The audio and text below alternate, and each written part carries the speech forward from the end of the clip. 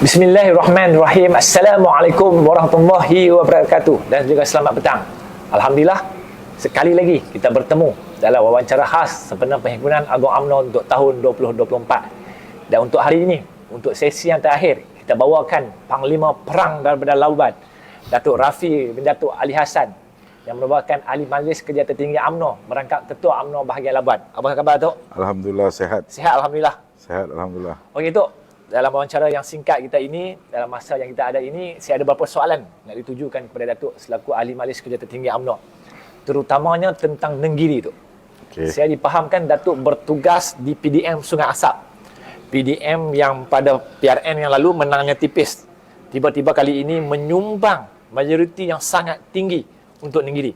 Jadi boleh Datuk ceritakan sedikit apa yang berlaku di PDM Sungai Asap? Okey, Alhamdulillah. Yang pertamanya, PRK Nenggiri ini menjadi kawasan fokus yang perlu kita menang, yang perlu kita rampas, dan kami telah bincang panjang lebar dalam mesyuarat Majlis Kerja Tertinggi yang terakhir sebelum PRK. Dan bila saya bersama dengan jentera bertemu dengan pengundi, sebenarnya UMNO ini masih lagi di hati pengundi rakyat di Nenggiri maupun di Gua Musang, kerana akan jasa UMNO ini sangat besar. Di situ di bawah pimpinan Tengku Razali dulu, satu nama yang cukup besar. Dan yang kedua, saya nampak calon yang kita ketengahkan cukup dekat di hati pengundi. Jadi saya ingin ucapkan syabas tahniah kepada pemuda UMNO yang telah menamakan calon di kalangan anak muda yang cukup popular. Dan saya juga mengambil kesempatan untuk mengucapkan syabas tahniah kepada UMNO Kelantan. Kerana kemenangan nih, kita punya kemenangan di Nenggiri ini sangat manis. Saya boleh simpulkan kemanisan ini dalam beberapa perkara. Yang pertama, selepas pilihan raya umum yang ke-15, beberapa siri pilihan raya kecil yang diadakan, kursi yang dulu kita menang balik. Kursi yang dulu Perikatan Nasional menang, mereka menang balik. Tapi ini yang pertama, kursi yang Perikatan Nasional menang, tapi kali ini BN sudah mulai merampas. Kita rampas kembali kursi itu. So ini kemanisan dia yang pertama. Kemanisan yang kedua, pada petang ini saya mau sebut. Hari ini sejak kebelakangan nih, kita dimomokkan kononnya Melayu sudah tidak bersama UMNO. Betul. Melayu telah memilih Perikatan Nasional, sama ada bersatu ataupun PAS. Ini yang kita dimomok-momokkan sejak kebelakangan ini selepas kita kalah 2 kali pilihan raya, pada pilihan raya umum 14, pilihan raya umum yang ke-15. Tetapi Nenggiri membuktikan Melayu sudah kembali bersama UMNO dan Barisan Nasional. Dan kembalinya sokongan Melayu ini bukan sedikit, sangat-sangat luar biasa. Kita terjemahkan dengan kemenangan yang luar biasa. Tapi saya minta kepada kepimpinan UMNO daripada atas sampailah ke bawah, kita jangan bangga. Betul. Kita jangan sombong, kita jangan ego dengan kemenangan ini. Tetapi kita mensyukuri kemenangan dan kebangkitan itu. Kedua, kemanisan yang ketiga yang saya mau sentuh pada petang yang mulia ini, tentang sokongan anak muda. Betul. Ini Ketua Pemuda Negeri Pulau Pinang tahulah. Antara sebab-sebab kita kalah pilihan raya umum yang ke-14, kita kalah pilihan raya umum yang ke-15 adalah anak muda tidak bersama UMNO Barisan Nasional. Anak muda ketika itu lebih percaya kepada pihak sebelah. Tapi Alhamdulillah, kita kalah 2018, kita kalah 2022 disebabkan sokongan anak muda tidak bersama kita.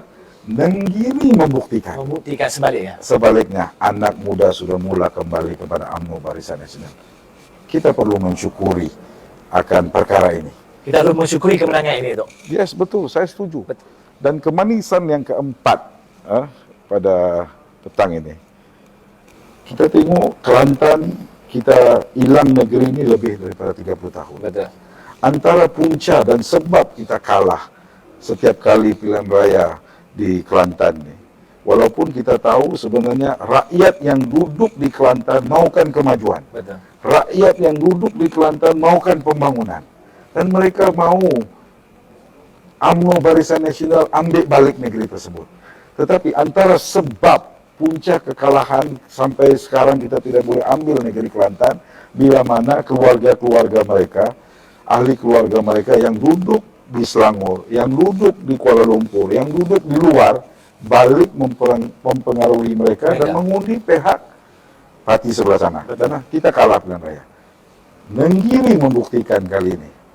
Pengundi luar juga mula memilih. Sudah mula memilih UMNO Barisan Nasional. Dan itulah 4 faktor kemanisan kemenangan Dun Nenggiri ini untuk kita terjemahkan. Mudah-mudahan Dun Nenggiri ini, kebangkitan, kemenangan Dun Nenggiri ini kita akan bawa dalam siri apa juga pilihan raya di depan. Dan kita doakan, kita mensyukurinya agar insya Allah UMNO dan Barisan Nasional akan bangkit sebenar-benarnya. Untuk PRK di Dun Nenggiri ini, kita hadir sebagai underdog. Ya. Pada peringkat permulaannya, ramai yang meragui kemampuan UMNO untuk merampas kursi ini. Malah ada suara-suara kecil dan juga suara-suara nakal yang mengatakan kehadiran UMNO hanya untuk melengkapkan jadual sahaja. Betul. Kemudian kita dapat lihat momentum pada minggu pertama itu, kita dapat melihat ada sedikit perkembangan positif. Dan akhirnya pada minggu-minggu terakhir kita mula bawa pejutan. Tapi juga ada suara-suara yang mengatakan faktor penentuan pada 17 hari bulan itu juga akan menjadi faktor penting untuk PAU 2024. Andai UMNO kalah dalam PRK di Dun Nenggiri, suasananya sangat berbeza. Tapi kalau kita tengok pada hari itu, suasananya sedikit, atmosferanya sedikit berbeza. Orang mula dilihat agak ramai dalam PAU ini. Keterujaan menang tu. Keterujaan merampas kembali Dun Nenggiri. Mungkin boleh Datuk gambarkan sedikit. Saya mau sentuh, saya setuju dengan tadi. Kehadiran kita ini betul underdog. Dan PDM yang saya jaga Sungai Asap, kita hanya menang 30 majority pada pilihan raya umum yang ke-15. Dan Alhamdulillah, selepas kita turun, kita bantu, kita bertemu jentera, kita bertemu dengan pengundi, akhirnya Sungai Asap PDM yang saya diamanahkan oleh MKT, kita menang 480 majority. Tinggi itu. Sangat tinggi. Ini sokongan yang luar biasa. Dan kemenangan itu kita bawa ke PAU. Saya tadi mewakili MKT hadir ke mesyuarat wanita. Saya tengok mood Perhimpunan Agung sangat luar biasa. Saya tidak pernah miss Perhimpunan Agung ini, seingat saya bermula daripada tahun 2003. Sudah 21 tahun, tidak pernah miss satu kali pun. Mood kali ini, selepas kita kalah pada pilihan raya umum ke-14 2018, dengan hari ini jauh beza ya. Jadi kita perlu bersyukur. Dan tadi saya bawa satu benda yang mungkin saya boleh share di sini. Saya bayangkan dalam persidangan wanita tadi, apa berlaku PAU kali ini sekiranya Dun Nenggiri kita kalah. Sudah pasti tidak ada apa yang kita lihat hari ini. Betul atau tidak? Keterujaan itu tidak kau Keterujaan, semangat yang luar biasa kita tidak akan lihat pada PAU kali ini. Dan saya juga sentuh, kalau mungkin boleh setuju dengan saya. Bila kita menang Dun Nenggiri ini, masing-masing lah kita bilang ini kerja kita. Betul. Ini strategi kita yang tepat sehingga kita mencipta kemenangan. Tetapi yang sedih pada parti kita nih, saya sentuh dalam persidangan wanita tadi. Coba kita bayangkan kalau kalah. Dan jari-jari kita ini semua menuding hanya kepada satu orang. Yaitu Presiden Parti. Punca kita kalah. Presiden Parti, tindakannya disebabkan kita kalah. Tapi bila menang, kita. Bila kalah, hanya satu orang. Jadi saya mintalah kepada kepimpinan parti daripada atas sampai bawah, kita perlu berhenti ikut alunan lagu pihak pembangkang yang mau menjatuhkan kita, mau kapankan kita sejak sekian lama. Karena cara untuk membunuh sebuah parti politik ini, kita tidak perlu bunuh ahli dia. Kita hanya bunuh nakhoda dia. Dan benda ini berlaku kepada kita sejak sekian lama. Daripada zaman Pak La, pergi Datuk Seri Najib, sehingga zaman Datuk Seri Zahid. Sekarang ini betul atau tidak? Betul. Dan kita terikut-ikut apa yang orang katakan. Jadi apa yang penting, pembunuhan watak, dalam orang putih cakap character assassination, kita jangan ikut alunan mereka. Betul atau tidak? Betul. Jadi itu yang untuk gambarkan bahawasanya hari ini kemenangan di negeri ini memberikan signifikan yang sangat baik untuk PAU pada kali ini. Betul. Tapi juga dalam yang sama. Ada juga seorang yang mengatakan kemenangan kita di negeri ini bukanlah kerana faktor parti. Orang sudah mula tidak melihat kepada parti. Orang sudah mula menilai kepada faktor calon itu sendiri. Adakah Datuk setuju dengan pandangan itu? Saya setuju 100%.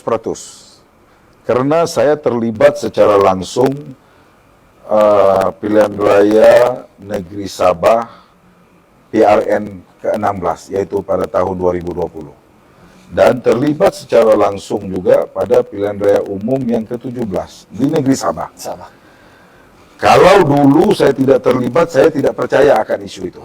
Karena rakyat memilih calon melebihi parti. Karena dulu kita tahu kekuatan UMNO di Semenanjung lah especially, kita letak siapapun kita menang karena pengundi melihat kepada parti. Betul. Tapi di Sabah, sejak sekian lama benda itu tidak berlaku. Karena beberapa kajian saya baca, rakyat Sabah memilih calon melebihi daripada parti. Parti hanya kontribut kekuatan 23%. Tetapi populariti calon itu kontribut 51% tinggi. So, calon memainkan peranan untuk menentukan kemenangan sesebuah parti. Dan benda ini sudah berlaku di Semenanjung. Betul. Telah berlaku di Sabah sejak sekian lama. Tetapi telah dibawa ke Semenanjung dan terbukti Nunanggiri. Ya, betul. Karena pemuda lahirkan Awi mewakili kita dan akhirnya kita menang besar. Karena populariti Awi luar biasa di Nunanggiri. Cara setiap parti di Malaysia ini bergerak juga agak berbeza tu. Dan ada mengatakan ini UMNO tidak boleh terus dengan cara konvensionalnya, dengan dari rumah ke rumah menggunakan JR dan sebagainya. Mungkin ada yang setuju, mungkin ada yang setuju. Tapi kita juga tak boleh menafikan itu. Ini dalam keadaan media sosial yang berlaku pada hari ini. Di Indonesia contohnya, perebutan kerusi presiden Indonesia itu sendiri sangat menggunakan media sosial. Datuk sendiri hari ini saya tengok FYP sering, Datuk, TikTok Datuk. Bagaimana hari ini Datuk juga dah mula implementkan bahawasanya hari ini menjadi seorang pemimpin sebuah parti politik, aku sudah mula kena berubah kepada satu fasa yang berbeza. Betul. Jadi bagi pandangan Datuk hari ini, bagaimana hari ini setiap parti politik di Malaysia ini menggunakan media sosial ini, adakah perlu untuk pelaburan kepada media sosial ataupun boleh meneruskan hikmat bati dari apa yang telah dilakukan oleh UMNO sebelum ini? Saya berpandangan, saya ni orang bilang operator politik di belakang tabir sejak sekian lama. Betul. Dan saya mengikuti perjuangan parti ini sudah lebih 20 tahun. Saya melihat dulu karena dulu kita tidak ada Facebook, Betul. kita tidak ada TikTok, kita tidak ada Instagram, betul atau tidak? Rakyat tengok hari-hari siapa yang datang rumah mereka, Betul. siapa yang datang kenduri mereka, siapa yang datang kawin mereka. Itulah parti ataupun individu yang mereka sokong. Betul. Siapa yang ada depan mata mereka. Tapi hari ini kita kena tahu 51% pengundi setiap kawasan parlimen di seluruh negara ini adalah anak muda. First time voters. Yang hari ini kalau program parti mereka tidak akan datang. Tidak akan datang. Betul. Kalau kenduri kawin belum tentu mereka akan bersama. Betul. Tetapi mereka akan bersama dengan siapapun menggunakan handphone. Betul. So cara kita perlu berubah. Konvensional kita teruskan. Aktiviti takarub, rumah ke rumah, bertemu rakyat itu perlu kita teruskan. Tetapi perkiraan politik saya, benda ini hanya boleh kontribut 30% sokongan kita. Saya ambil contoh. Contohlah kita ambil kawasan saya lah. Betul. Ada 45.000 pengundi. Zaman kita, zaman YB sekarang. Dalam masa 5 tahun, dia tidak mampu untuk bertemu 45.000 pengundi dalam kawasan itu. Betul. Kalau setakat konvensional. Maksimum dia boleh bertemu 20.000 orang lah dalam masa 5 tahun. Tetapi kita gunakan media sosial untuk bertemu dengan rakyat, berinteraksi dengan rakyat, sudah pasti lebih daripada 45.000. Anak cucu yang belum pengundi pun tengok kita hari-hari dalam handphone. So saya setuju. UMNO perlu berubah. UMNO perlu meletakkan media sosial antara penyumbang besar kemenangan di mana-mana kursi, sama ada kursi parlimen ataupun kursi DUN. Jadi kepimpinan parti daripada atas sampai bawah, daripada ketua bahagian timbalan, sehinggalah EJK, wanita cawangan, pemuda putri cawangan, perlu bantu parti dengan menggunakan media sosial. Harus menguasai media sosial. Harus menguasai.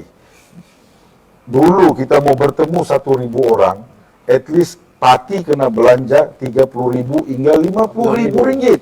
Untuk satu program. Untuk satu program, kita boleh bertemu 1.000 orang. Hari ini, kita belanja 50 ringgit saja, buat konten, lebih 10.000 orang tengok. Betul. So, return of investment yang kita buat rendah, tapi pulangannya tinggi. Dari dulu, investment besar, returnnya sedikit. So, saya minta, saya selalu sentuh, because saya, untuk makluman, saya antara panel penceramah jelajah penerangan UMNO Malaysia, diamanahkan oleh parti, dan saya turun ke bahagian-bahagian, ke parlimen, dan inilah saya sebut, media sosial. Kita punya jabatan penerangan, kita punya barisan kepimpinan penerangan, perlu turun ke bawah, bagi tahu dengan ahli parti, jentera parti, aktif. Kita perlu kuasai media sosial. Media sosial saya dianggapkan itu low cost, high impact. Betul. Jadi ini yang harus setiap pemimpin-pemimpin parti politik di Malaysia menguasainya. Ya. Okey tu, daripada Semenanjung kita seberang ke Sabah.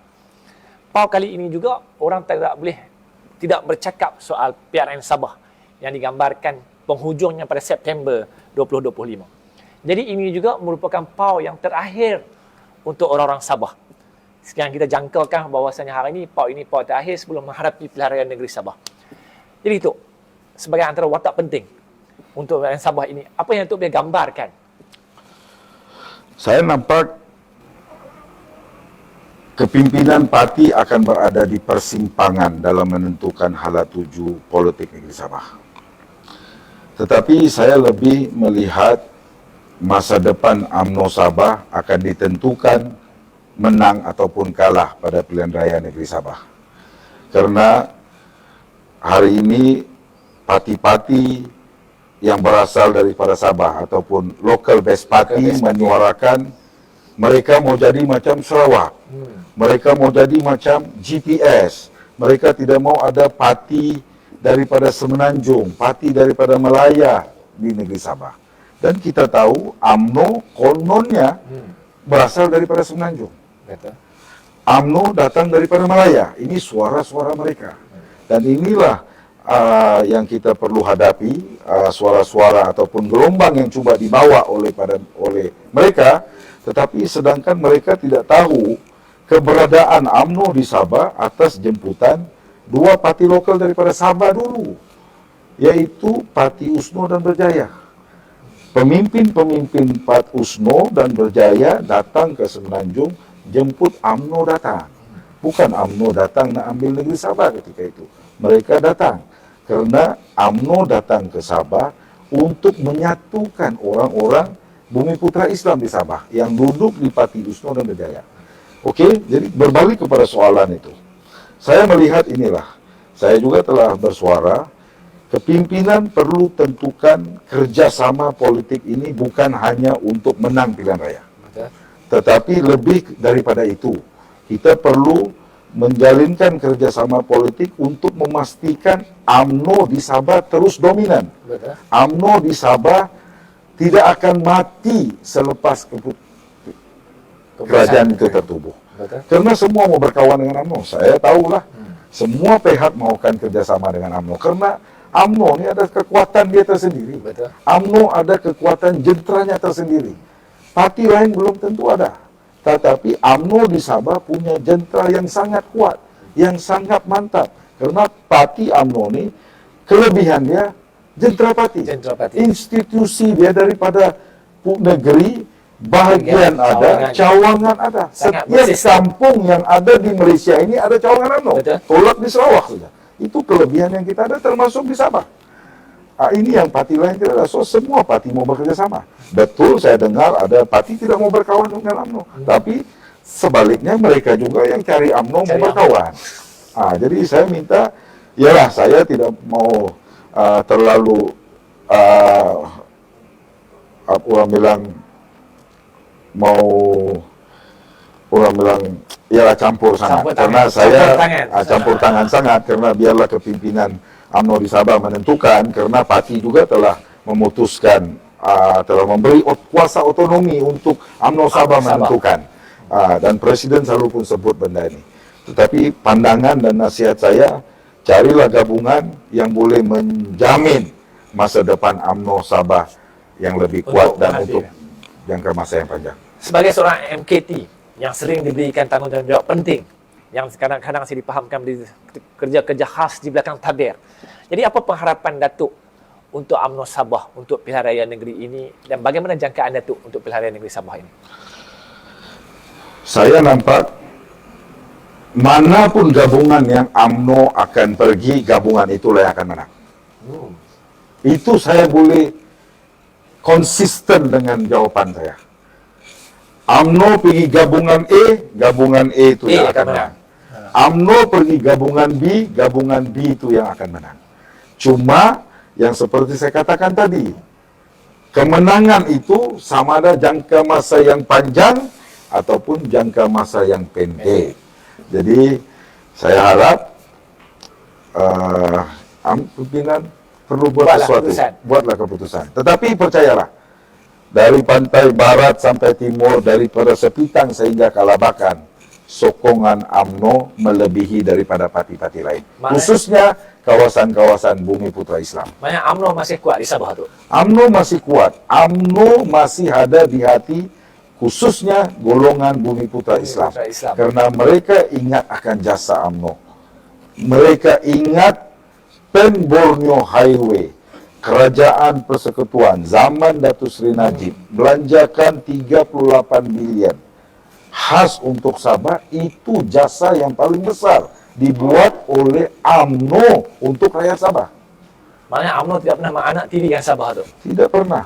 Dan dari segi pembangunan yang ada di Sabah, kalau kita pikirkan daripada zaman 80-an UMNO masuk sehingga hari ini, majoritinya datang daripada pimpinan UMNO ketika itu bila berada di Sabah. Oh gitu. Pejam celik kita dah, kerajaan kan ada ini sudah hampir 2 tahun lebih. Jadi kita ada hampir 2 tahun lebih lagi untuk menuju pilihan raya ke PRU 16. Jadi sebagai seorang ahli politik, semestinya kita akan sentiasa bercakap soal politik untuk merangka strategi yang lebih baik untuk dasar dan juga polisi negara ini. Jadi bagaimana Datuk melihat hala tuju UMNO Barisan Nasional untuk PRU 16 tu? Saya melihat beginilah. Ya, dalam politik ini tidak ada kawan yang kekal, tidak ada musuh yang kekal. Mana mungkin kita boleh berkawan dengan Pakatan Harapan. Mana mungkin kita boleh bersama di AP, sedangkan 60 tahun musuh utama UMNO itu di AP. Dan hari ini kita bersama dengan mereka.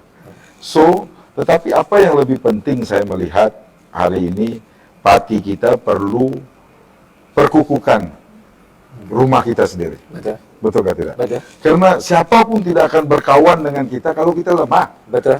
Sama ada Pakatan Harapan kah atau pihak-pihak lain tidak akan berkawan dengan parti yang lemah. Betul. Tetapi mereka akan berkawan jika kita kuat. Jadi seharusnya saya nampak di depan 2 tahun akan datang ini, kita perkuatkan kita. Perkuatkan parti. Perkasakan kita. Daripada atas sampai ke bawah. Saya ambil contoh saya buat di Labuan. Labuan buat kali pertama kami kalah pilihan raya pada 2022. Buat kali yang pertama UMNO Barisan Nasional kalah di Labuan. Dan kepedihan itu sehingga sekarang saya rasa. Karena kami tidak percaya kami boleh kalah. Tapi realitinya kami kalah. Dan ketika saya pimpin UMNO Labuan, saya menawarkan diri untuk menjadi ketua bahagian. Dan Alhamdulillah tidak ada pertandingan ketika itu. Ketua bahagian bagi laluan, timbalan ketua bahagian bagi laluan, tidak ada pertandingan. Dan misi saya satu saja. Saya mau letakkan semula UMNO ini di hati rakyat Labuan. Betul.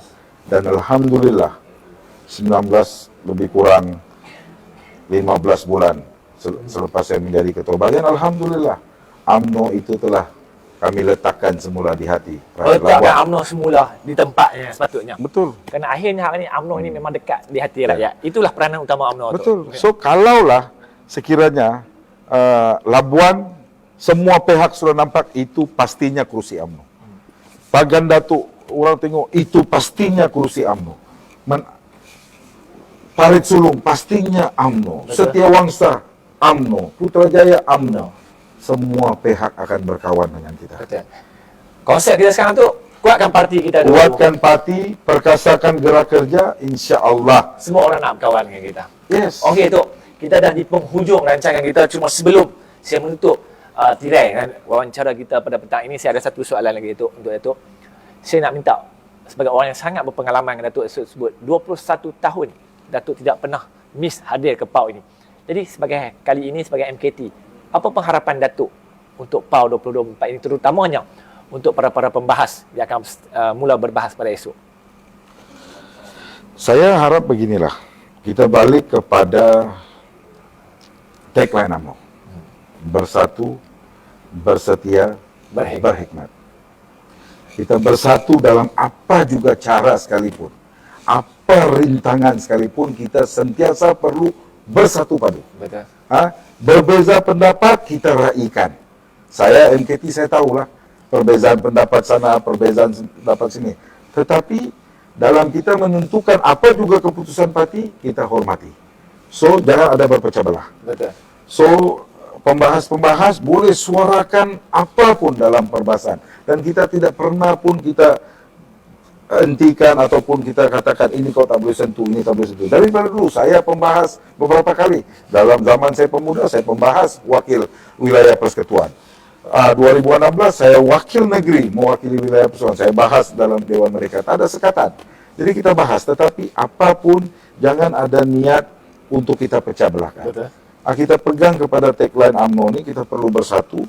Bersetia, kita bersetia kepada institusi parti.